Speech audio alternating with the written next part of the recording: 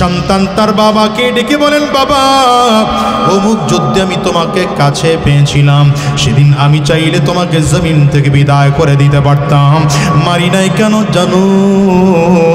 তুমি যে আমার বাবা, সন্তান হয়ে আমি বাবাকে ছাড় দিলাম। আবু বকর সিদ্দিক বলেন, সন্তান তোমার কপাল খুব ভালো, আমি তোমাকে দেখি নাই। যুদ্ধের ময়দানে যদি আমি দেখতাম যে আমার সন্তান যুদ্ধের ময়দানে বেঈমানদের পক্ষে হাজির হয়েছে, আমি যদি দেখতাম মুশরিকদের পক্ষে আমার সন্তান হাজির হয়েছে। আবু বকর সিদ্দিক বলেন, আমি যদি দেখতাম কাফির বেঈমানদের পক্ষে আমার সন্তান যুদ্ধের ময়দানে যুদ্ধ করতে এসেছে, আমি আবু বকর আমার সন্তানকে জমিন থেকে বিদায় করে জাহান্নামে পাঠিয়ে দিতাম। এই জন্য বলি, দুনিয়ার মুসলমান, সন্তান আর বাবা মায়ের সম্পর্ক বড় নয়, ঈমানের সম্পর্ক বড়। ভাই ভাইয়ের সম্পর্ক বড় নয়, ঈমানের সম্পর্ক বড়। স্বামী আর স্ত্রীর সম্পর্ক বড় নয়, ঈমানের সম্পর্ক বড়। বন্ধুর সম্পর্ক বড় নয়, ঈমানের সম্পর্ক বড়। ভাই বোনের সম্পর্ক বড় নয়, ঈমানের সম্পর্ক বড়। ঈমানের সম্পর্কে ঈমানের বলে বলিয়ান হয়ে যাও। আবু বকর সিদ্দিক রাদিয়াল্লাহু আনহু এমন মুসলমান যিনি নবীজির কাছে সর্বপ্রথম কালিমা পড়ে মুসলমান হয়েছেন। আপনারা জানেন, সর্বপ্রথম কালিমা পড়ে মুসলমান হয়েছেন আম্মা জান আয়েশা সিদ্দিকা রাদিয়াল্লাহু আনহা। রাহমাতুল লিল আলামিন ওহী প্রাপ্ত হলেন আম্মা জান আয়েশা সিদ্দিকা রাদিয়াল্লাহু আনহার কাছে এসে নিজের ওহী নাজিল হওয়ার সব ঘটনাগুলো খুলে বললেন। রাহমাতুল লিল আলামিনের দিকে তাকিয়ে আছেন আম্মা জান খাদিজাতুল কুবরা রাদিয়াল্লাহু আনহা। রাহমাতুল লিল আলামিন চোখের পানিগুলো ফেলে ফেলে কান্না করেন। আম্মা জান ডেকে বলেন, পয়গম্বর কেন আপনি কাঁদেন? আপনার বাবা নাই এই জন্য বুঝি আপনি কাঁদেন, আপনার মা নাই এই জন্য বুঝি আপনি কাঁদেন, আপনার আপন কেউ নাই এই জন্য বুঝি আপনি কাঁদেন। রাহমাতুল লিল আলামিন বারবার করে মাথা নেড়ে উত্তর দেয়, আমি এই জন্যই কাঁদি না, মা আমার ঘরে নাই এই জন্য আমি কাঁদি না, বাবা আমার ঘরে নাই এই জন্য কাঁদি না, প্রচন্ড ভয়ের কারণে আমি কাঁপতেছি আর কান্না করতেছি। আম্মা জান খাদিজা রাদিয়াল্লাহু আনহাকে নবী বলেন, জাম্মিলুনি, আমাকে চাদর দিয়ে ঢেকে দাও, কম্বল দিয়ে ঢেকে দাও। রাহমাতুল লিল আলামিনকে আম্মা জান চাদর দিয়ে ঢাকলেন। এরপরেও দেখেন জ্বরের কারণে নবীজি থরথর করে কাঁপতেছেন। আম্মা জান রাহমাতুল লিল আলামিনকে চাপ দিয়ে ধরে রাখলেন। খেয়াল করতেছেন নবীজি চোখের পানিগুলো ফেলে ফেলে কান্না করেন। আম্মা জান ডেকে বললেন, পয়গম্বর আমার বুঝতে আর বাকি নাই, কেন আপনি কাঁদেন? কান্নার কারণ হলো আপনি এই মাত্র নবুয়ত প্রাপ্ত হইলেন, আমি আপনার বিবি হইয়া যদি আপনাকে নবী না মানি তাইলে হয় না, আর দেরি করা যাবে না। আপনার মতো মানুষ মিথ্যা কথা বলতে পারে না। হাতটা বাড়ায় দিলাম, কালিমা পড়িয়ে দেন, মুসলমান হয়ে যাব। সর্বপ্রথম কালিমা পড়েছেন আম্মা জান আয়েশা সিদ্দিকা। দ্বিতীয় নম্বরে অর্থাৎ পুরুষদের মধ্যে সব থেকে প্রথম কালিমা পড়ে মুসলমান হয়েছেন হযরত আবু বকর সিদ্দিক রাদিয়াল্লাহু আনহু। আল্লাহু আকবার, জবান খুলে বলেন। আবু বকর সিদ্দিক রাদিয়াল্লাহু আনহু নবীজি যেদিন নবুয়ত প্রাপ্ত হয়েছিলেন সেদিন আবু বকর সিদ্দিক রাদিয়াল্লাহু আনহু ব্যবসার কাজে মক্কার বাহিরে ছিলেন। দ্বিতীয় দিন ফিরেছেন, নবীজি ডেকে বললেন, আবু বকর আজ রাতে গতকালকে আমি নবুয়ত প্রাপ্ত হলাম। আবু বকর সিদ্দিক রাহমাতুল লিল আলামিনের দিকে তাকিয়ে আছেন, কি যেন বলবেন মনে হয়, কোনো প্রশ্ন করেন না। হঠাৎ করে আবু বকর সিদ্দিক রাদিয়াল্লাহু আনহুর দিকে তাকিয়ে রাহমাতুল লিল আলামিন বলে, এই আবু বকর, 22 বছর আগের স্বপ্নের কথা মনে আছে নাকি? বলো। 22 বছর আগের স্বপ্নের সেই নবী হইলাম আমি মুহাম্মদুর রাসূলুল্লাহ। চিৎকার করে জোরে বলেন সুবহানাল্লাহ। নবীজির বলতে দেরি হয়, আবু বকর সিদ্দিক রাদিয়াল্লাহু আনহু সাথে সাথে হাত বাড়িয়ে দিলেন, পয়গম্বর কালিমা পড়িয়ে দেন, মুসলমান হয়ে যাব। প্রশ্ন হতে পারে, 22 বছর আগে কি স্বপ্ন দেখেছেন আমার নবী? কি স্বপ্ন দেখেছেন আবু বকর? কি বা এখানে হলো? 22 বছর আগের কথা, অর্থাৎ নবীজির বয়স যেদিন 18 বছর ছিল, সেই সময় আবু বকর সিদ্দিক রাদিয়াল্লাহু আনহুর বয়স ছিল 20 বছর। একই সফরে রওনা করেছেন, নবীজিও সাথে আছেন। আবু বকর সিদ্দিক রাদিয়াল্লাহু আনহু সাথে আছেন। আবু বকর সিদ্দিক রাদিয়াল্লাহু আনহু জানে না যে আগামী 22 বছর পরে মুহাম্মদ হবে পয়গম্বর, আখিরি জামানার নবী হবেন আবু বকর সিদ্দিকও জানেন না, আমার নবীও জানেন না। আগামী 22 বছর পরে আবু বকর আমার হাতে হাত দিয়ে সর্বপ্রথম কালিমা পড়ে মুসলমান হয়ে যাবেন। দুজন ব্যবসায়িক সফরে রওনা করলেন। রাস্তায় কোনো এক জায়গায় তাঁবু টানিয়ে দুজন এক তাঁবুর মধ্যে ঘুমাইতেছেন।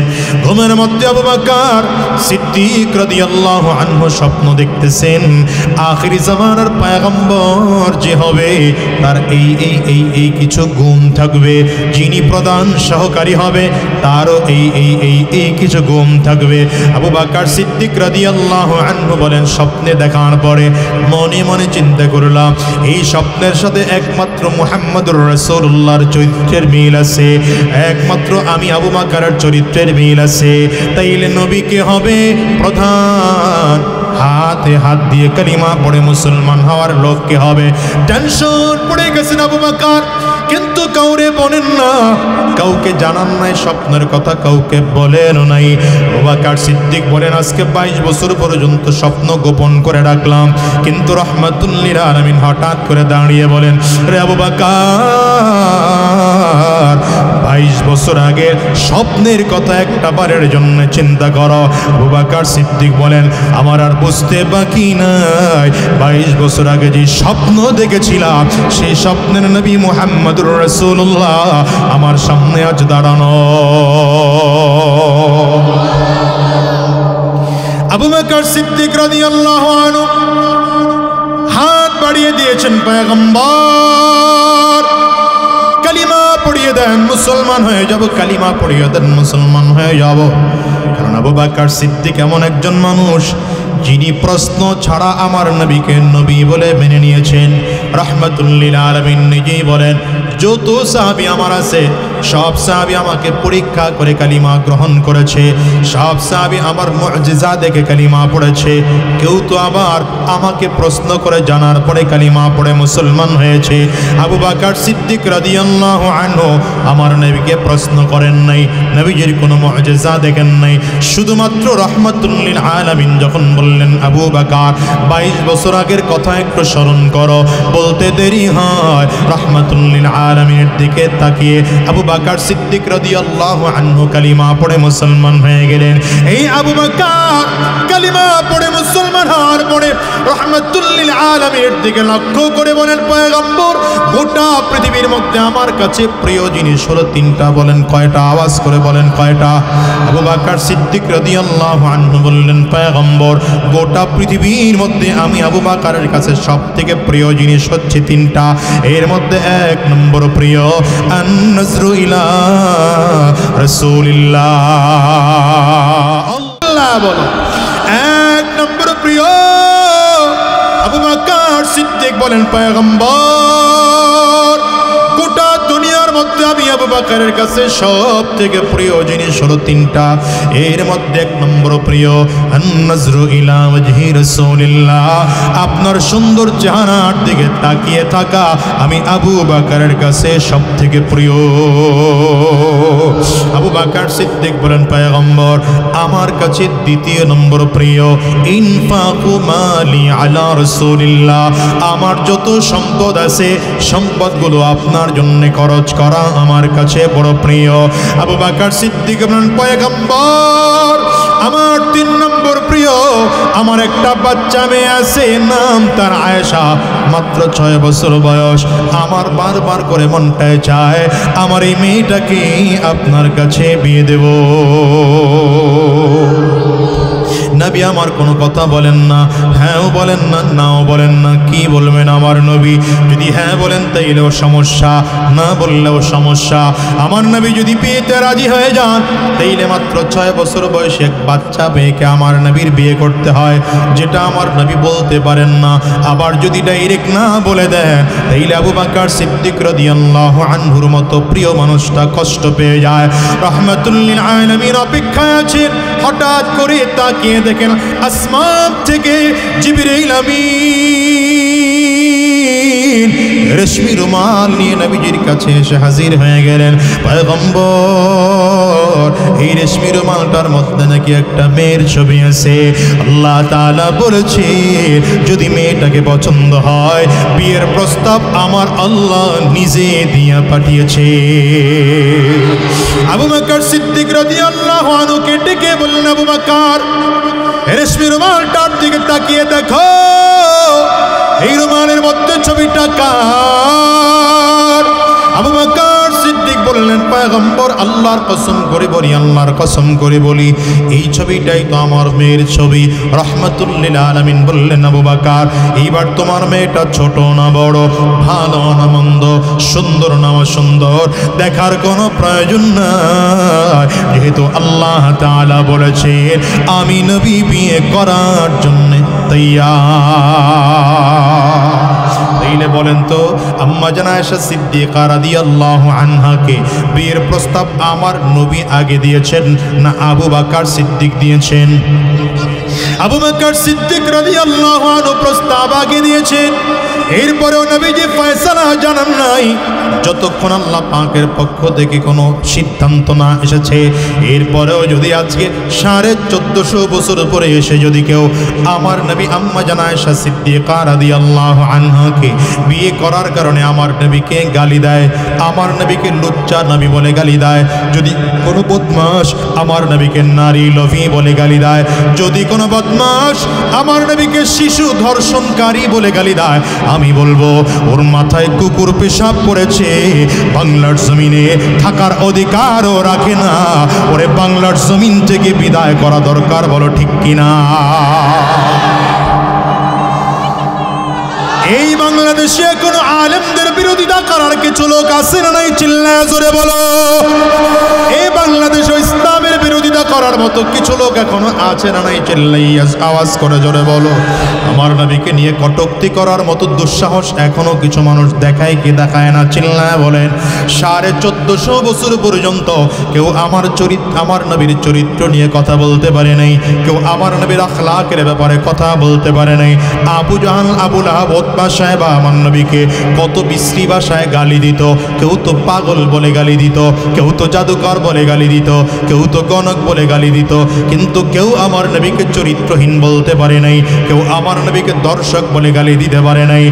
দুনিয়ার মুসলমান, এরপরেও যদি আজকে 50 বছর ধরে এই 1450 বছর পর্যন্ত এত দুঃসাহস কেউ দেখাই নাই, কিন্তু বাংলাদেশে মুসলমানের ঘরে জন্ম নিয়া যারা আমার নবীকে গালি দেয়, আমার নবীকে গালি দেয়, এরা স্পষ্ট বিধান শুনে নাও।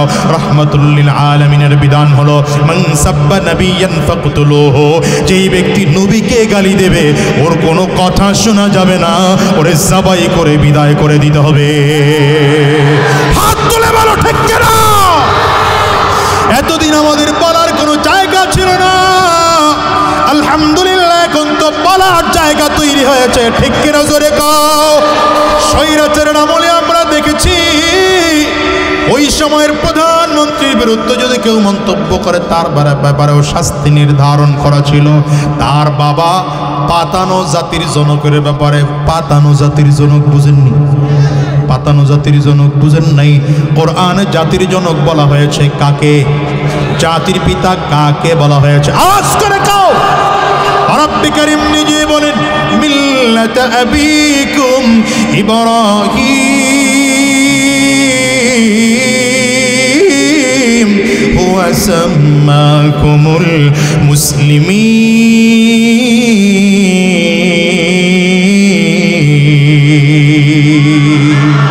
আল্লাহ তাআলা নিজেই বিধান দিয়েছেন, শোনো দুনিয়ার মুসলমানেরা, শোনো দুনিয়ার মানুষ, তোমাদের জাতীয় পিতা হলো ইব্রাহিম, সে তোমাদেরকে মুসলিম নামে ভূষিত করেছে। তাইলে কোরআনে বলেছেন ইব্রাহিম আলাইহিস সালাম জাতির পিতা। কথা কয় না? মুসলমানদের জাতির পিতার নাম কি? 16 বছরে আবার বইলা যান নাই তো? 16 বছর ধরে আমাকে উল্টা জিনিস খাওয়ানো শিখাইছে। কথা কয় না কেন? জ্বরের ঔষধ হলো প্যারাসিটামল, সে আমাদেরকে প্যারাসিটামল না খাওয়াইয়া ডায়রিয়া যেমনে ভালো হয় সেই রোগের ঔষধ খাওয়াইছে। জাতির রোগ একটা, ঔষধ খাওয়াইছে আরেকটা, কথা কয় না কেন? এই জন্য জাতির রোগ মোটেও ভালো হয় না, বরঞ্চ জাতির রোগ ভালো হতে গিয়ে আরো জাতির রোগী হয়ে গিয়েছে।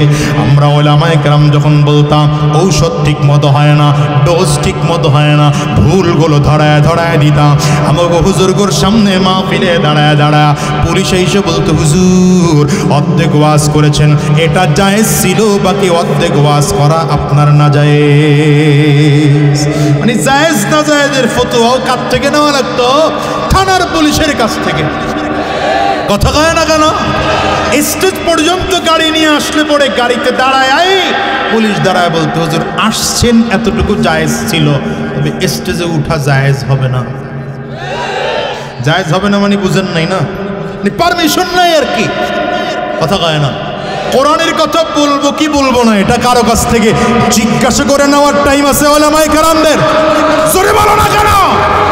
এই জন্য বলেছি কোরআনের কথা আগেও চলেছে, এখনো চলছে, ভবিষ্যতেও চলবে।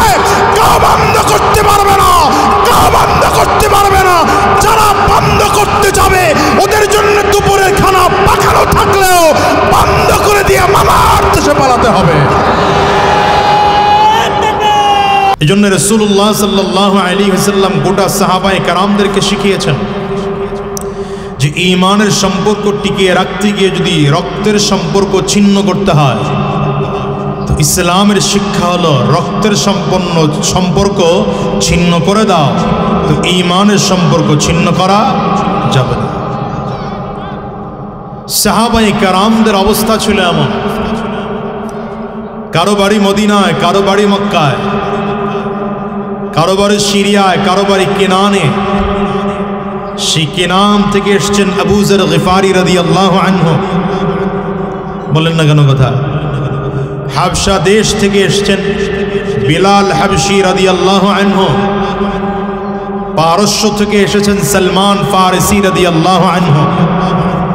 এক একজনের বাড়ি এক এক জায়গায়, কিন্তু এরা এত হৃদ্যতা, আন্তরিকতা, মহাব্বত, ভালোবাসা নিয়ে বসবাস করতেন, দেখলে মনে হতো কলিজার আপন ভাই, এক মায়ের ঘরের সন্তান, মনে হচ্ছে এদের মধ্যে কোনো ভাগ নেই। সাহাবায়ে কেরামদের মধ্যে বড় দুইটা ভাগ ছিল, এক ভাগ ছিলেন আনসার সাহাবী, আরেক ভাগ ছিলেন মুহাজির সাহাবী। মুহাজির কাদেরকে বলা হতো? যারা মক্কাতুল মুকাররমা থেকে হিজরত করে মদিনাতুল মুনাওয়ারায় গিয়েছেন। এই সাহাবায়ে কেরামদেরকে কি বলা হতো? আপনারা কথা বলেন না, কি বলা হতো? মুহাজির। যারা মদিনার মানুষ, মদিনার সাহাবায়ে কেরামদেরকে বলা হতো আনসার। বলেন কি বলা হতো? সাহাবায়ে কেরাম মদিনার সাহাবীদেরকে আনসার কেন বলা হতো?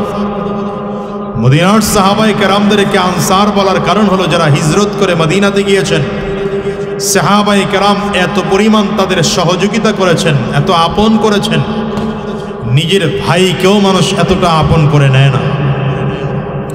যেমন নবীজির অভ্যাস ছিল রাহমাতুল্লিল আলামিন, একজন মুহাজির সাহাবী, একজন আনসার সাহাবী, দুজনকে আপন ভাই বানিয়ে দিতেন। তো একদিন ফজরের নামাজের পরে আমার নবী একজন মুহাজির সাহাবীকে দাঁড় করিয়েছেন। দাঁড় করিয়ে ডেকে বললেন, আমার এই সাহাবী গত রাতে হিজরত করে আজকে মদিনায় এসছে, তোমাদের মধ্যে এমন কে আছো যাকে তোমার ভাই বানিয়ে নিবা আমার এই সাহাবীকে? একজন সাহাবী দাঁড়িয়েছেন, আনা ইয়া রাসূলুল্লাহ। মদিনার এক আনসার সাহাবী দাঁড়িয়েছেন, হুজুর আমি তৈয়ার আছি। বাস নবীজি তার সাথে ভাই বানায় নিলেন, বাসায় নিয়ে চলে গেলেন।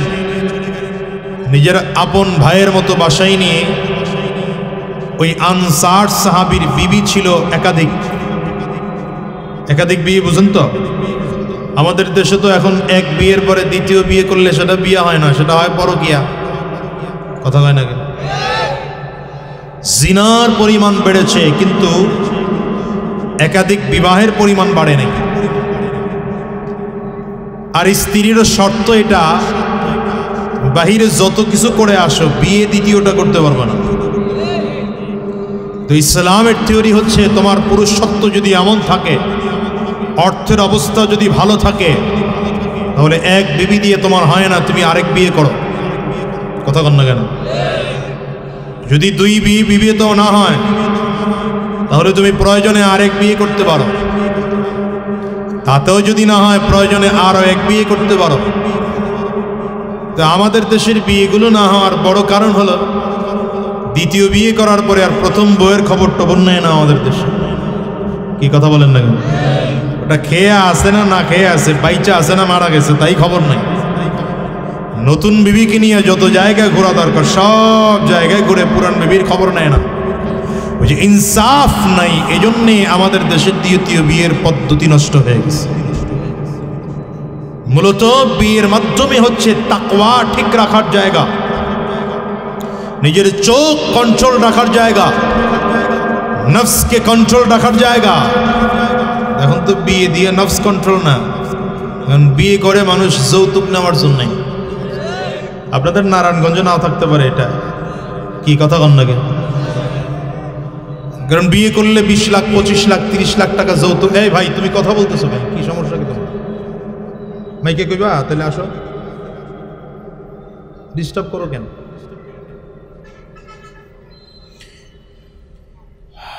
তো এই যে আমাদের অবহেলার কারণে আমরা দ্বীনের একটা কাজকে আজ এমন অবস্থা করে ফেলছি যে মহিলাদের কাছে কোনো স্বামী যদি দ্বিতীয় বিয়ে করার কথাও বলে, তার চেয়ে খারাপ স্বামী এই জমিনের মধ্যে আর দ্বিতীয়টা নাই।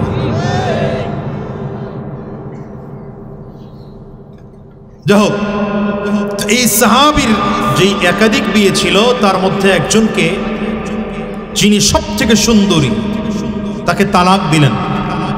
তালাক দিয়ে বললেন, বিবি টেনশন করো না, তোমার সাথে কোনো শত্রুতা আছে এজন্য না, তোমার সাথে বনাবনি হয় না এজন্য তালাক দেইনি।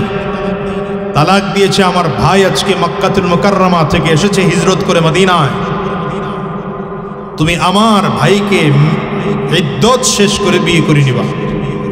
সুবহানাল্লাহ বলবেন না? ও চিন্তা করছেন মাহফিল শেষ হইলে বলবেন, তো সুবহানাল্লাহ আওয়াজ করে বলেন। আচ্ছা, এতটুকু পর্যন্ত হলেও তো শেষ ছিল। তো এই সাহাবে আর আশ্চর্য কাজ দেখালেন। এরপরে নিয়ে গেলেন যেই জমিনে ফসল হয় সেই জমিনে, পুরো জমিনটার মাঝখানে সুতা টানলেন, সমান করে ভাগ করলেন, মাঝখানে দাঁড়িয়ে বললেন, ভাই এতদিন এই পুরো জমিন আমি একা চাষাবাদ করতাম, এখন এই জমিনকে সমান করে দুটো ভাগ করে দিলাম, এক ভাগ তোমার এক ভাগ আমার, তোমার যেই ভাগ মনে চায় সেই ভাগ তুমি নাও, এরপরে আমার ভাগ আমি নেব। আরে সুবহানাল্লাহর পাওয়ার। দুপুর থেকে ওয়াজ শুনতে শুনতে দুর্বল হয়ে গেছেন কেন? জন্য বেশি হুজুর পাইলে বাংলাদেশে সমস্যা।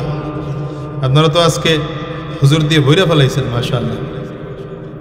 আমাদের বাংলাদেশে হুজুর খুব সহজে পাওয়া যায়, তো এই জন্যই বাংলাদেশের হুজুরদের মূল্য কম। কথা কন না কেন? হুজুরদেরকে যদি পাইতে কষ্ট হতো, আরব দেশের মানুষ শায়েখদের পাওয়া বড় কষ্ট, আর আমরা বাংলাদেশের হুজুরদেরকে সহজে সহজে মানুষ পায়, এই জন্য মূল্য কম। অনেকে চিন্তা করে মাইক দিছে তো ঘরে বসেই শোনা যায়, কি দরকার মাহফিলে যাওয়া? গুরুত্ব দিয়ে কথা শোনেন। ফসলাদি জমি ভাগ করলেন, বাসায় নিয়ে আসলেন, বাসায় এনে নিজের ঘরটাকে সমান করে দুই ভাগ করেছেন। নিজের ঘর সমান করে দুই ভাগ করে ডেকে বললেন, ভাই এতদিন এই ঘরে আমি একা ছিলাম, এখন থেকে আর আমি একা নই, এখন এই ঘরকে সমান দুই ভাগ করলাম, যেই ভাগ তোমার পছন্দ তোমার ভাগ তুমি আগে নাও, এরপরে আমার ভাগ আমি নেব। মুহাজির সাহাবী আশ্চর্য হয়ে যাচ্ছেন, এটা কি কারবার হচ্ছে? সর্বশেষ নিজের যত অর্থ সম্পদ ছিল, নগদ অর্থ সম্পদগুলো সব একত্রিত করে সমান করে দুই ভাগ করে দিয়ে বললেন, ভাই এগুলো আমার জমানো সম্পদ ছিল, এটা সমান দুই ভাগ করলাম, যেই ভাগ তোমার নেওয়া দরকার তুমি নাও, এরপরে আমার ভাগ আমি নেব। মুহাজির সাহাবী আশ্চর্য হয়ে জিজ্ঞাসা করলেন, ভাই আপনার একাধিক বিবি থেকে একজনকে তালাক দিলেন আমার জন্যে, সম্পত্তির অর্ধেক ভাগ করলেন আমার জন্যে, ঘরের অর্ধেক ভাগ করলেন আমার জন্যে, জমির অর্ধেক ভাগ করলেন আমার জন্যে, এত কাজ কেন করলেন? আপনার সাথে তো আমার খুব বেশি পরিচয় না, আজকে ফজরের নামাজের পরে পরিচয় হয়েছে। আরে আনসার সাহাবী ডেকে বললেন, ভাই আজকে ফজরের সময় নবীজি কি বলেছেন তুমি শোনো নাই? নবীজি বলেছেন তোমার সাথে আমার সম্পর্ক হচ্ছে আপন ভাইয়ের মতো। তো আমার বাবার সম্পত্তি এতদিন আমি একা ভোগ করেছি, এখন তো আমার বাবার আরেকজন সন্তান হয়েছে, তুমি আমার আপন ভাই, তাহলে আমার সম্পত্তি এখন থেকে আমি আর একা ভোগ করতে পারি না, আমার সম্পত্তি ভোগ করার দায়িত্ব এখন তোমারও আছে। যেহেতু আমি বড়, ভাগ করে দেওয়ার দায়িত্ব আমার, আমি ভাগ করে দিলাম। আমি ভাগ যেহেতু করেছি, আমি আমার ভাগ আগে নিতে পারি না, এই জন্য তোমাকে আগে ভাগ তোমার পছন্দ দিয়ে দিলাম, তুমি তোমার পছন্দের ভাগ নিবা, এরপরে আমি আমার পছন্দের ভাগ নেব। ভাই তুমি তোমার আপন ভাই, আর কি করা লাগবে বলো? তারপরেও তোমাকে দ্বীনের জন্য মহব্বত করি। এটা হচ্ছে সাহাবায়ে কেরামদের শিক্ষা, এটা হচ্ছে সাহাবায়ে কেরামদের শিক্ষা। সাহাবায়ে কেরাম গোটা জাতিকে শিখিয়েছেন রক্তের সম্পর্ক বড় নয়, ঈমানের সম্পর্ক বড়। বলেন কিসের সম্পর্ক বড়? বলে না, জোরে বলে না, কিসের সম্পর্ক বড়? মুহাম্মাদুর রাসূলুল্লাহ, মুহাম্মাদুর রাসূলুল্লাহ। والذين معه أشداء على الكفار رحماء بينهم। এটা সাহাবায়ে কেরামদের শিক্ষা, গোটা জাতিকে শিখিয়েছেন নবী এবং নবীর সাহাবায়ে কেরামদের সব থেকে প্রিয় কাজ ছিল নবী এবং নবীর সাহাবায়ে কেরাম নিজেদের মধ্যে আন্তরিকতা, হৃদ্যতা, মহব্বত, ভালোবাসার যার্রা পরিমাণ কোনো ত্রুটি ছিল না, অভাব ছিল না। কিন্তু কাফির মুশরিকদের ব্যাপারে সাহাবায়ে কেরাম বড় কঠোর। আবু বকর সিদ্দিক রাদিয়াল্লাহু আনহু এমন মুসলমান যিনি নবীজির কাছে সর্বপ্রথম কালিমা পড়ে মুসলমান হয়েছেন। আপনারা জানেন সর্বপ্রথম কালিমা পড়ে মুসলমান হয়েছেন আম্মা জান আয়েশা সিদ্দিকা রাদিয়াল্লাহু আনহা। রাহমাতুল লিল আলামিন ওহী প্রাপ্ত হলেন আম্মা জান আয়েশা সিদ্দিকা রাদিয়াল্লাহু আনহার কাছে এসে নিজের ওহী নাজিল হওয়ার সব ঘটনাগুলো খুলে বললেন। রাহমাতুল লিল আলামিনের দিকে তাকিয়ে আছেন আম্মা জান খাদিজাতুল কুবরা রাদিয়াল্লাহু আনহা। রাহমাতুল লিল আলামিন চোখের পানিগুলো ফেলে ফেলে কান্না করেন। আম্মা জান ডেকে বলেন, পয়গম্বর কেন আপনি কাঁদেন? আপনার বাবা নাই এই জন্য বুঝি আপনি কাঁদেন, আপনার মা নাই এই জন্য বুঝি আপনি কাঁদেন, আপনার আপন কেউ নাই এই জন্য বুঝি আপনি কাঁদেন? রাহমাতুল লিল আলামিন বারবার করে মাথা নেড়ে উত্তর দেয়, আমি এই জন্যই কাঁদি না, মা আমার ঘরে নাই এই জন্য আমি কাঁদি না, বাবা আমার ঘরে নাই এই জন্য কাঁদি না, প্রচন্ড ভয়ের কারণে আমি কাঁপতেছি আর কান্না করতেছি। আম্মা জান খাদিজা রাদিয়াল্লাহু আনহাকে নবী বলেন, জাম্মিলুনি, আমাকে চাদর দিয়ে ঢেকে দাও, কম্বল দিয়ে ঢেকে দাও। রাহমাতুল লিল আলামিনকে আম্মা জান চাদর দিয়ে ঢাকলেন। এরপরেও দেখেন জ্বরের কারণে নবীজি থরথর করে কাঁপতেছেন। আম্মা জান রাহমাতুল লিল আলামিনকে চাপ দিয়ে ধরে রাখলেন, খেয়াল করতেছেন নবীজি চোখের পানিগুলো ফেলে ফেলে কান্না করেন। আম্মা জান ডেকে বললেন, পয়গম্বর আমার বুঝতে আর বাকি নাই, কেন আপনি কাঁদেন? কান্নার কারণ হলো আপনি এই মাত্র নবুয়ত প্রাপ্ত হইলেন, আমি আপনার বিবি হইয়া যদি আপনাকে নবী না মানি তাইলে হয় না, আর দেরি করা যাবে না। আপনার মতো মানুষ মিথ্যা কথা বলতে পারে না, হাতটা বাড়ায় দিলাম, কালিমা পড়িয়ে দেন, মুসলমান হয়ে যাব। সর্বপ্রথম কালিমা পড়েছেন আম্মা জান আয়েশা সিদ্দিকা। দ্বিতীয় নম্বরে অর্থাৎ পুরুষদের মধ্যে সব থেকে প্রথম কালিমা পড়ে মুসলমান হয়েছেন হযরত আবু বকর সিদ্দিক রাদিয়াল্লাহু আনহু। আল্লাহু আকবার, জবান খুলে বলেন। আবু বকর সিদ্দিক রাদিয়াল্লাহু আনহু নবীজি যেদিন নবুয়ত প্রাপ্ত হয়েছিলেন সেদিন আবু বকর সিদ্দিক রাদিয়াল্লাহু আনহু ব্যবসার কাজে মক্কার বাহিরে ছিলেন। দ্বিতীয় দিন ফিরেছেন, নবীজি ডেকে বললেন, আবু বকর আজ রাতে গতকালকে আমি নবুয়ত প্রাপ্ত হলাম। আবু বকর সিদ্দিক রাহমাতুল লিল আলামিনের দিকে তাকিয়ে আছেন, কি যেন বলবেন মনে হয়, কোনো প্রশ্ন করেন না। হঠাৎ করে আবু বকর সিদ্দিক রাদিয়াল্লাহু আনহুর দিকে তাকিয়ে রাহমাতুল লিল আলামিন বলে, এই আবু বকর 22 বছর আগের স্বপ্নের কথা মনে আছে নাকি? বলো। 22 বছর আগের স্বপ্নের সেই নবী হইলাম আমি মুহাম্মদুর রাসূলুল্লাহ। চিৎকার করে জোরে বলেন সুবহানাল্লাহ। নবীজির বলতে দেরি হয়। আবু বকর সিদ্দিক রাদিয়াল্লাহু আনহু সাথে সাথে হাত বাড়িয়ে দিলেন, পয়গম্বর কালিমা পড়িয়ে দেন, মুসলমান হয়ে যাব। প্রশ্ন হতে পারে 22 বছর আগে কি স্বপ্ন দেখেছেন আমার নবী, কি স্বপ্ন দেখেছেন আবু বকর, কি বা এখানে হলো? 22 বছর আগের কথা, অর্থাৎ নবীজির বয়স যেদিন 18 বছর ছিল, সেই সময় আবু বকর সিদ্দিক রাদিয়াল্লাহু আনহুর বয়স ছিল 20 বছর। একই সফরে রওনা করেছেন, নবীজিও সাথে আছেন, আবু বকর সিদ্দিক রাদিয়াল্লাহু আনহু সাথে আছেন। আবু বকর সিদ্দিক রাদিয়াল্লাহু আনহু জানে না যে আগামী 22 বছর পরে মুহাম্মদ হবে পয়গম্বর, আখিরি জামানার নবী হবেন আবু বকর সিদ্দিকও জানেন না, আমার নবীও জানেন না। আগামী 22 বছর পরে আবু বকর আমার হাতে হাত দিয়ে সর্বপ্রথম কালিমা পড়ে মুসলমান হয়ে যাবেন। দুজন ব্যবসায়িক সফরে রওনা করলেন। রাস্তায় কোনো এক জায়গায় তাঁবু টানিয়ে দুজন এক তাঁবুর মধ্যে ঘুমাইতেছেন। ঘুমের মধ্যে আবু বকর সিদ্দিক রাদিয়াল্লাহু আনহু স্বপ্ন দেখতেছেন, আখিরি জামানার পয়গম্বর যে হবে তার এই কিছু গুণ থাকবে, যিনি প্রধান সহকারী হবে তারও এই কিছু গুণ থাকবে। আবু বকর সিদ্দিক রাদিয়াল্লাহু আনহু বলেন, স্বপ্নে দেখার পরে মনে মনে চিন্তা করলাম এই স্বপ্নের সাথে একমাত্র মুহাম্মদুর রাসূলুল্লাহর চরিত্রের মিল আছে, একমাত্র আমি আবু বকরের চরিত্রের মিল আছে, তাইলে নবীকে হবে প্রধান, হাতে হাত দিয়ে কালিমা পড়ে মুসলমান হওয়ার লোককে হবে। টেনশন পড়ে গেছেন আবু বকর, কিন্তু কাউরে বলেন না, কাউকে জানান নাই স্বপ্নের কথা, কাউকে বলেন নাই। আবু বকর সিদ্দিক বলেন, আজকে 22 বছর পর্যন্ত স্বপ্ন গোপন করে রাখলাম, কিন্তু রাহমাতুল লিল আলামিন হঠাৎ করে দাঁড়িয়ে বলেন, রে আবু বকর 22 বছর আগে স্বপ্নের কথা একটা বারের জন্য চিন্তা করো। আবু বকর সিদ্দিক বলেন, আমার আর বুঝতে বাকি নাই 22 বছর আগে যে স্বপ্ন দেখেছিলাম সেই স্বপ্নের নবী মুহাম্মদুর রাসূলুল্লাহ আমার সামনে আজ দাঁড়ানো। আবু বকর সিদ্দিক রাদিয়াল্লাহু আনহু হাত বাড়িয়ে দিয়েছেন, পয়গম্বর কালিমা পড়িয়ে দেন, মুসলমান হয়ে যাব, কালিমা পড়িয়ে দেন, মুসলমান হয়ে যাব। কারণ আবু বকর সিদ্দিক এমন একজন মানুষ যিনি প্রশ্ন ছাড়া আমার নবীকে নবী বলে মেনে নিয়েছেন।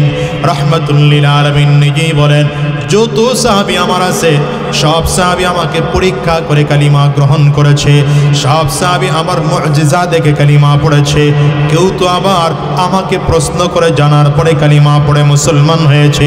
আবু বকর সিদ্দিক রাদিয়াল্লাহু আনহু আমার নবীকে প্রশ্ন করেন নাই, নবীজির কোনো মুজিজা দেখেন নাই, শুধুমাত্র রাহমাতুল লিল আলামিন যখন বললেন, আবু বকর 22 বছর আগের কথা একটু স্মরণ করো, বলতে দেরি হয়। রাহমাতুল লিল আলামিনের দিকে তাকিয়ে আবু বকর সিদ্দিক রাদিয়াল্লাহু আনহু কালিমা পড়ে মুসলমান হয়ে গেলেন। এই আবু বকর কালিমা পড়ে মুসলমান হওয়ার পরে রাহমাতুল লিল আলামিনের দিকে লক্ষ্য করে বলেন, পয়গম্বর গোটা পৃথিবীর মধ্যে আমার কাছে প্রিয় জিনিস হলো 3টা। বলেন কয়টা? আওয়াজ করে বলেন কয়টা? আবু বকর সিদ্দিক রাদিয়াল্লাহু আনহু বললেন, পয়গম্বর গোটা পৃথিবীর মধ্যে আমি আবু বকরের কাছে সবথেকে প্রিয় জিনিস হচ্ছে 3টা। এর মধ্যে 1 নম্বর প্রিয় আন-নাজরু ইলা রাসূলিল্লাহ। আল্লাহ বলো, 1 নম্বর প্রিয়। আবু বকর সিদ্দিক বলেন, পয়গম্বর গোটা দুনিয়ার মধ্যে আমি আবু বকরের কাছে সব থেকে প্রিয় জিনিস হলো 3টা। এর মধ্যে 1 নম্বর প্রিয় আন-নাজরু ইলা ওয়াজহি রাসূলিল্লাহ, আপনার সুন্দর চেহারার দিকে তাকিয়ে থাকা আমি আবু বকরের কাছে সব থেকে প্রিয়। আবু বকর সিদ্দিক বলেন, পয়গম্বর আমার কাছে 2 নম্বর প্রিয় ইনফাকু মালি আলা রাসূলিল্লাহ, আমার যত সম্পদ আছে সম্পদগুলো আপনার জন্য খরচ করা আমার কাছে বড় প্রিয়। আবু বকর সিদ্দিক বলেন, পয়গম্বর আমার 3 নম্বর প্রিয়, আমার একটা বাচ্চা মেয়ে আছে, নাম তার আয়েশা, মাত্র 6 বছর বয়স। আমার বারবার করে মনটায় চায় আমার এই মেয়েটাকে আপনার কাছে বিয়ে দেব। নবী নবী আমার কোনো কথা বলেন না, হ্যাঁও বলেন না, নাও বলেন না। কি বলবেন আমার নবী? যদি হ্যাঁ বলেন তাইলেও সমস্যা, না বললেও সমস্যা। আমার নবী যদি বিয়েতে রাজি হয়ে যান তাইলে মাত্র 6 বছর বয়সে এক বাচ্চা মেয়েকে আমার নবীর বিয়ে করতে হয়, যেটা আমার নবী বলতে পারেন না। আবার যদি ডাইরেক্ট না বলে দেন তাইলে আবু বকর সিদ্দিক রাদিয়াল্লাহু আনহুর মতো প্রিয় মানুষটা কষ্ট পেয়ে যায়। রাহমাতুল লিল আলামিন অপেক্ষায় আছেন। হঠাৎ করে তাকিয়ে দেখেন আসমান থেকে জিবরাইল আমিন রেশমি রুমাল নিয়ে নবীজির কাছে এসে হাজির হয়ে গেলেন। পয়গম্বর, এই রেশমি রুমালটার মধ্যে নাকি একটা মেয়ের ছবি আছে। আল্লাহ তাআলা বলেছে যদি মেয়েটাকে পছন্দ হয় বিয়ের প্রস্তাব আমার আল্লাহ নিজে দিয়া পাঠিয়েছে।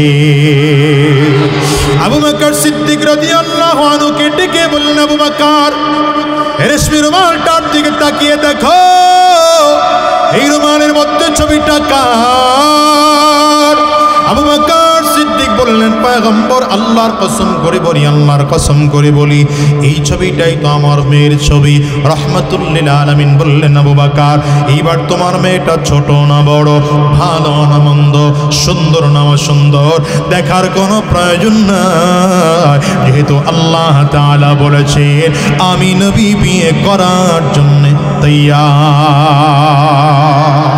তাইলে বলেন তো আম্মা জান আয়েশা সিদ্দিকা রাদিয়াল্লাহু আনহাকে বিয়ের প্রস্তাব আমার নবী আগে দিয়েছেন না আবু বকর সিদ্দিক দিয়েছেন? আবু বকর সিদ্দিক রাদিয়াল্লাহু আনহু প্রস্তাব আগে দিয়েছেন। এরপরেও নবীজি ফয়সালা জানান নাই যতক্ষণ আল্লাহ পাকের পক্ষ থেকে কোনো সিদ্ধান্ত না এসেছে। এরপরেও যদি আজকে 1450 বছর পরে এসে যদি কেউ আমার নবী আম্মা জান আয়েশা সিদ্দিকা রাদিয়াল্লাহু আনহাকে বিয়ে করার কারণে আমার নবীকে গালি দেয়, আমার নবীকে লুচ্চা নবী বলে গালি দেয়, যদি কোনো বদমাশ আমার নবীকে নারী লোভী বলে গালি দেয়, যদি কোনো বদমাশ আমার নবীকে শিশু ধর্ষণকারী বলে গালি দেয়, আমি বলবো ওর মাথায় কুকুর পেশাব পড়েছে, বাংলার জমিনে থাকার অধিকারও রাখে না, ওরে বাংলার জমিন থেকে বিদায় করা দরকার। বলো ঠিক কিনা? এই বাংলাদেশে কোনো আলেমদের বিরোধিতা করার কিছু লোক আছে না নাই? চিল্লায় জোরে বলো। এই বাংলাদেশে ইসলামের বিরোধিতা করার মতো কিছু লোক এখনো আছে না নাই? চিল্লাই আওয়াজ করে জোরে বলো। আমার নবীকে নিয়ে কটূক্তি করার মতো দুঃসাহস এখনো কিছু মানুষ দেখায় কি দেখায় না? চিল্লায় বলেন। 1450 বছর পর্যন্ত কেউ আমার নবীর চরিত্র নিয়ে কথা বলতে পারে নাই, কেউ আমার নবীর আখলাকের ব্যাপারে কথা বলতে পারে নাই। আবু জাহাল, আবু লাহাব, উতবা সাহেবা আমার নবীকে কত বিশ্রী ভাষায় গালি দিত। কেউ তো পাগল বলে গালি দিত, কেউ তো জাদুকর বলে গালি দিত, কেউ তো গণক বলে গালি দিত, কিন্তু কেউ আমার নবীকে চরিত্রহীন বলতে পারে নাই, কেউ আমার নবীকে দর্শক বলে গালি দিতে পারে নাই। দুনিয়ার মুসলমান, এরপরেও যদি আজকে 50 বছর ধরে এই 1450 বছর পর্যন্ত এত দুঃসাহস কেউ দেখাই নাই, কিন্তু বাংলাদেশে মুসলমানের ঘরে জন্ম নিয়া যারা আমার নবীকে গালি দেয়, আমার নবীকে গালি দেয়, এরা স্পষ্ট বিধান শুনে নাও।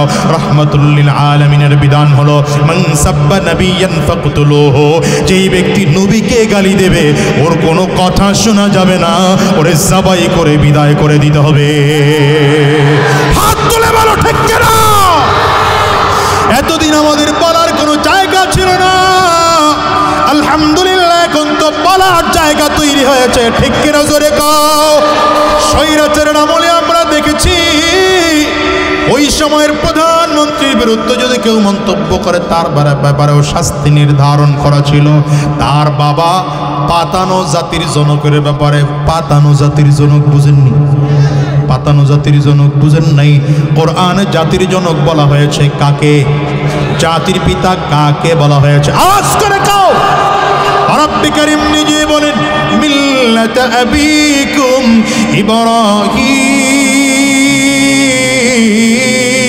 ইব্রাহিম হুয়া সাম্মাকুমুল মুসলিমিন।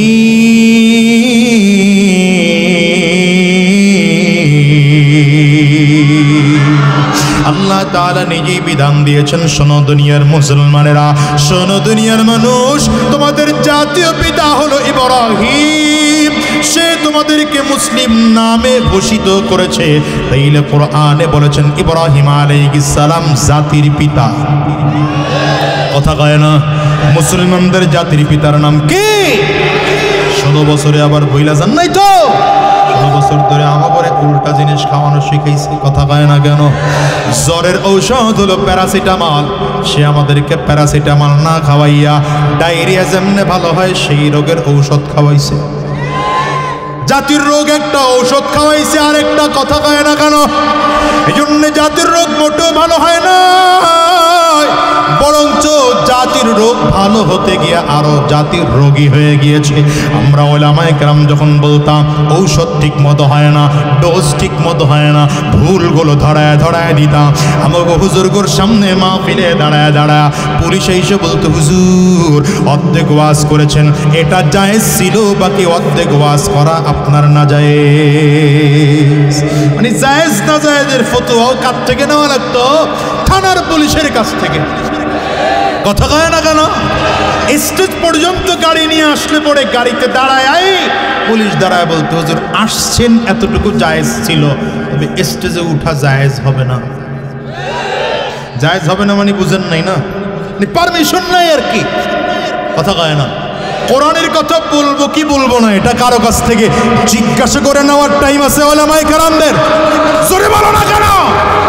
এই জন্য বলেছি কোরআনের কথা আগেও চলেছে, এখনো চলছে, ভবিষ্যতেও চলবে। কেউ বন্ধ করতে পারবে না, কেউ বন্ধ করতে পারবে না। যারা বন্ধ করতে যাবে ওদের জন্য দুপুরের খানা পাকানো থাকলেও বন্ধ করে দিয়ে মামার দেশে পালাতে হবে।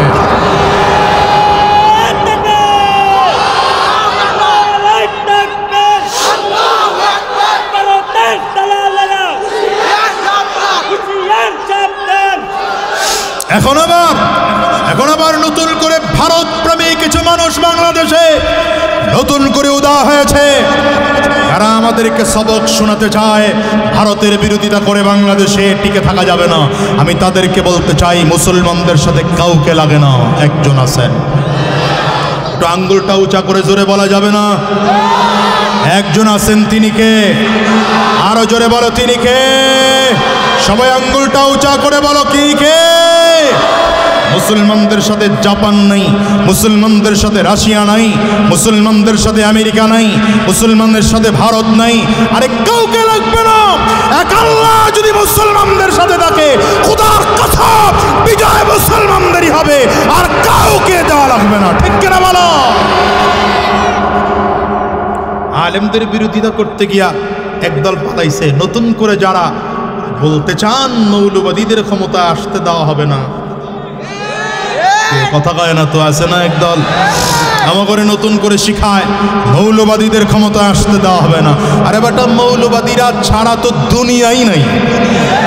কথা কয় না? মৌলবাদী ছাড়া দুনিয়ায় হয় না। মৌলবাদী কারা? যারা এক আল্লাহকে বিশ্বাস করে, যারা নবীকে বিশ্বাস করে, যারা কোরআনকে বিশ্বাস করে। ঠিক কিনা বলা? আমি তো বলি মৌলবাদীদের বলে মৌলবাদী বলে গালি দিলে আমার খুব খুশি লাগে, কারণ আমরা সত্যিই মৌলবাদী, প্রত্যেকটা মুসলমান মৌলবাদ। ঠিক কিনা বলো? সুতরাং ভবিষ্যতেও মৌলবাদীরাই ক্ষমতায় আসবে, কোনো রাম আমরা ক্ষমতায় আসতে দেওয়া হবে না। দুই হাত উঁচা করে, দুই হাত উঁচা করে। ইসলামের পক্ষে থাকতে তৈয়ার আছেন তো? কোরআনের পক্ষে থাকতে তৈয়ার আছেন তো? দ্বীনের পক্ষে থাকতে তৈয়ার আছেন তো? উলামায়ে কেরামদের পক্ষে থাকতে তৈয়ার আছেন তো? যদি আবার মায়েদের নামতে হয় মায়েদের নামবো, রক্ত দিতে হয় রক্ত দেব, জীবনটাও যদি কারো দিতে হয় তৈয়ার আছো কারা কারা? দুই হাত উঁচু করে আল্লাহকে দাও।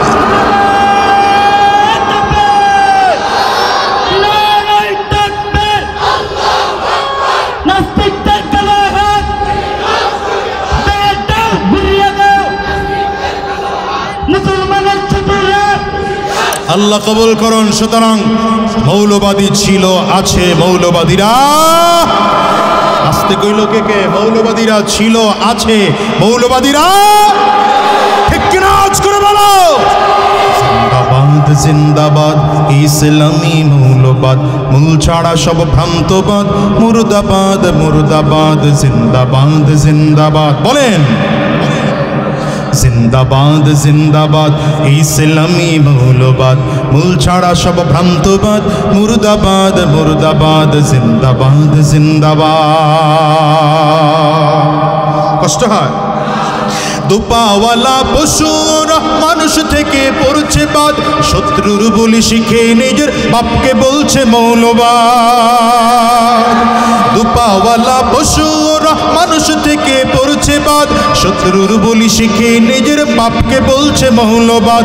জন্ম মৃত্যু সবই ওদের, মূল ছাড়া তাই নাই ঠিক, ধর্মের নাস্তিকে জন্ম চারু ছুটছে ওরা দিক বিদিক। মূল ছাড়া সব পরগাছা আর রস ভ্রান্ত মতবাদ, মূল ছাড়া সব পরগাছা আর রস ভ্রান্ত মতবাদ। মানুষ নাকি বানর জাতি, ডারউইনের ভ্রান্তবাদ। জিন্দাবাদ জিন্দাবাদ ইসলামী মৌলবাদ, মূল ছাড়া সব ভ্রান্তবাদ, মুর্দাবাদ মুর্দাবাদ, জিন্দাবাদ জিন্দাবাদ। জোরে জিন্দাবাদ জিন্দাবাদ জিন্দাবাদ জিন্দাবাদ জিন্দাবাদ জিন্দাবাদ ইসলামী মৌলবাদ, মূল ছাড়া সব ভ্রান্তবাদ, মুর্দাবাদ মুর্দাবাদ, জিন্দাবাদ জিন্দাবাদ। আমি তো বলেছি এই দেশে এতদিন কথা বলার শোনার লোক ছিল না। আমরা কথা বললেই তো কাউরে নিয়ে জেলে ঢুকায় রাখতো, কাউরে নিয়ে মামলা দিয়ে রাখতো, কাউরে হয়রানি করতো, কাউরে পেরেশানি করা হতো। কথা বল না কেন? দেখেন নাই আল্লামা দিলওয়ার হোসেন সাইদি সাহেবের বিরুদ্ধে মামলা দেওয়া হলো। কি মামলা? বলে ৭১-এর সময় সে মানবতা বিরোধী ছিল। আল্লামা মামুনুল হক সাহেবের বিরুদ্ধে মামলা দেওয়া হলো। কি মামলা? বলে ধর্ষক। নাউজুবিল্লাহ বলবেন না। আল্লামা খালিদ সাইফুল্লাহ ইউবির বিরুদ্ধে মামলা দেওয়া হলো, গুলিস্তানে ককটেল নিক্ষেপের মামলা। পীর সাহেব চরমনায়ের বিরুদ্ধে মামলা দেওয়া হলো, ১০,০০০ টাকা পকেট মেইরের মামলা। আমার বিরুদ্ধে মামলা দুইটা ছিল, একটা মাশাআল্লাহ তারাও গেছে, মামলাও গেছে, এখনো আরেকটা চলতেছে। সেটা হচ্ছে আমি নাকি কার গাছ কেটে আমার বাড়িতে নিয়ে আসছি। আমি তো বলি যারা আলেমদেরকে মামলা দিয়েছ, হামলা করেছ, আলেমদেরকে বেইজ্জতি করতে চেয়েছ, দিন শেষে তাকিয়ে দেখো আমরা আলহামদুলিল্লাহ এখন বুক টান করে রাস্তায় দাঁড়িয়ে আছি। আমাদের কথা এখনো হাজার জনতা শুনতে চায়, ঠিক কিনা বলো? আমরা বুক টান করে কথা বলি, মাথা উঁচু করে কথা বলি, গলা উঁচু করে কথা বলি, কিন্তু তোমরা যারা হামলা করেছো, মামলা করেছো, কলা পাতার বিছানায় ঘুমাইয়াও শেষ বাঁচা বাঁচতে পারো নাই। শুধু কলা পাতায় ঘুমানো নয়, প্যান্ট শার্ট খুলে লুঙ্গি পরেছো, কথা কয় না, দাড়ি কামিয়ে চুলের মধ্যে কলম লাগিয়েছো। চড়ে বলো ঠিক কিনা, আওয়াজ করে বলো।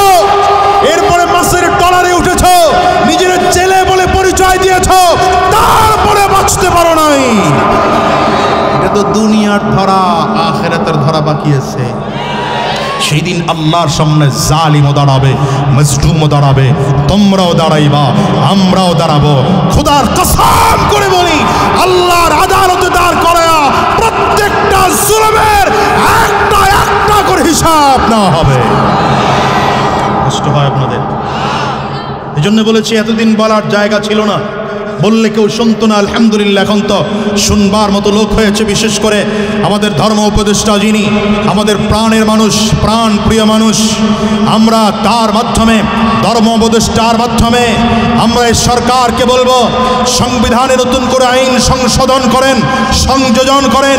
কেউ যদি আমার নবীকে গালি দেয়, কেউ যদি আমার নবীকে গালি দেয়, কেউ যদি আমার নবীকে লুচ্চা নবী বলে, কেউ যদি আমার নবীর চরিত্র নিয়ে কথা বলে, বাংলার জমিনে বাইতুল মুকাররমে জুমার নামাজের শেষ হওয়ার পরে মিডিয়ার উপস্থিতিতে ওকে জবাই করে জমিন থেকে বিদায় করা হবে।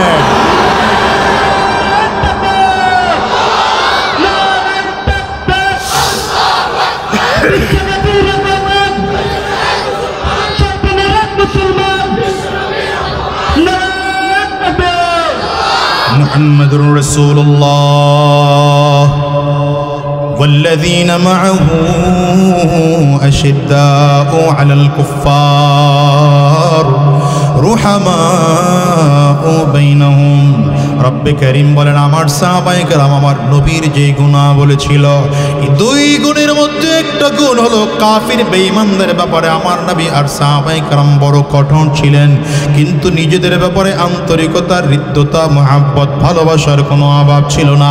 এজন্যই তো বদরের ময়দানে আবু বকর সিদ্দিক রাদিয়াল্লাহু আনহু হাজির হয়েছেন। আবু বকর সিদ্দিক মুসলমানদের পক্ষে হাজির হয়েছেন। ওই একই যুদ্ধে আবু বকর সিদ্দিক রাদিয়াল্লাহু আনহুর সন্তান তিনি বেঈমানদের পক্ষে হাজির হয়েছিলেন, কোরআনের বিরুদ্ধে হাজির হয়েছিলেন, কারণ তার সন্তান তখন কালিমা পড়ে মুসলমান হন নাই। পরবর্তীতে যখন কালিমা পড়ে মুসলমান হয়ে গেলেন, সন্তান তার বাবাকে ডেকে বলেন, বাবা অমুক যুদ্ধে আমি তোমাকে কাছে পেয়েছিলাম, সেদিন আমি চাইলে তোমাকে জমিন থেকে বিদায় করে দিতে পারতাম, মারি নাই কেন জানো? তুমি যে আমার বাবা, সন্তান হয়ে আমি বাবাকে ছাড় দিলাম। আবু বকর সিদ্দিক বলেন, সন্তান তোমার কপাল খুব ভালো, আমি তোমাকে দেখি নাই। যুদ্ধের ময়দানে যদি আমি দেখতাম যে আমার সন্তান যুদ্ধের ময়দানে বেঈমানদের পক্ষে হাজির হয়েছে, আমি যদি দেখতাম মুশরিকদের পক্ষে আমার সন্তান হাজির হয়েছে, আবু বকর সিদ্দিক বলেন আমি যদি দেখতাম কাফির বেঈমানদের পক্ষে আমার সন্তান যুদ্ধের ময়দানে যুদ্ধ করতে এসেছে, আমি আবু বকর আমার সন্তানকে জমিন থেকে বিদায় করে জাহান্নামে পাঠিয়ে দিতাম। এই জন্য বলি দুনিয়ার মুসলমান, সন্তান আর বাবা মায়ের সম্পর্ক বড় নয়, ঈমানের সম্পর্ক বড়। ভাই ভাইয়ের সম্পর্ক বড় নয়, ঈমানের সম্পর্ক বড়। স্বামী আর স্ত্রীর সম্পর্ক বড় নয়, ঈমানের সম্পর্ক বড়। বন্ধুর সম্পর্ক বড় নয়, ঈমানের সম্পর্ক বড়। ভাই বোনের সম্পর্ক বড় নয়, ঈমানের সম্পর্ক বড়। ঈমানের সম্পর্কে ঈমানের বলে বলিয়ান হয়ে যাও। সাবধান করে বলি, আজকে গোটা বাংলাদেশের আলেম সমাজকেও বলে যাব, তোমাদেরকেও বলে যাব, এ বাংলার জমিনে ইসলামের পতাকা উত্তোলন হওয়ার একটা সুযোগ তৈরি হয়েছে। আমার কাছে তো মনে হয় বাংলাদেশের আকাশে কোরআনুল কারীমের সূর্য উদয় দেখা যাচ্ছে, বাংলাদেশের বাতাসে ইসলামের ঘ্রাণের আভাস পাওয়া যাচ্ছে। আগামীর দিনে উলামায়ে কেরাম খুব শীঘ্রই এক প্ল্যাটফর্মে এসে দাঁড়িয়ে যাচ্ছে, আর এদিক নয় সেদিক নয়, ডানেও তাকাবো না বামেও তাকাবো না। আগামীর বাংলাদেশ ইসলাম গড়ার জন্য ঈমানে বলে বলিবান হইয়া আমরা সব একত্রিত হয়ে ইসলাম কায়েমের জন্য ময়দানে হাজির হব। কারা কারা তৈয়ার আছো? দুইটা হাত উঁচা করে আল্লাহকে দেখাও, চিৎকার করে ডাক দাও আল্লাহ, জোরে বলো আল্লাহ, আরো জোরে আল্লাহ, জবান করে আল্লাহ। আয় আল্লাহ, গোটা বাংলাদেশকে ইসলামের দেশ হিসেবে কবুল করে নাও, গোটা বাংলাদেশকে কোরআনের দেশ বলে কবুল করে নাও, গোটা বাংলাদেশকে দ্বীনের জন্য কবুল করে নাও।